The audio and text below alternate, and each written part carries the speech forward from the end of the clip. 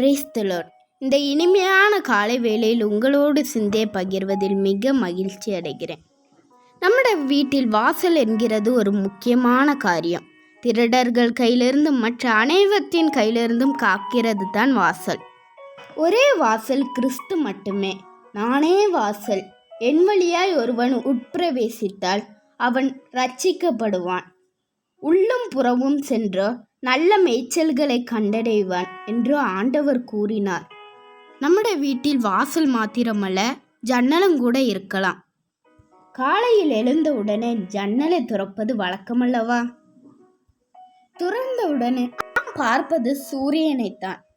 ஆகவே சன்னல் என்பது நீதியின் சூரியனாகிய ஆண்டவருடைய வருகையை நம்மை எதிர்பார்க்க வைக்கிறது. நாம் நம்முடைய ராஜாதி ராஜாவை காணப்போகிறோம். எவ்விதம் நாம் ஆயத்தமாயிருக்கிறோம் என்று சிந்தித்து பார்க்கணும். யோபு 19ஆம் அதிகாரத்தில் 23 முதல் 27 வரையுள்ள வசனங்களில், என் மீட்பர் உயிரோடு இருக்கிறார் என்றும் அவர் கடைசி நாளில் பூமியின் மேல் நிற்பார் என்றும் நான் அறிந்திருக்கிறேன். அவரை நானே பார்ப்பேன், அந்நிய கண்ணல்ல, என் சொந்த கண்ணே அவரை காணும் என்று சொல்லுகிறார்.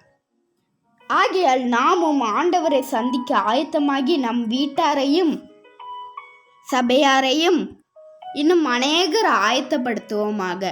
நன்றி.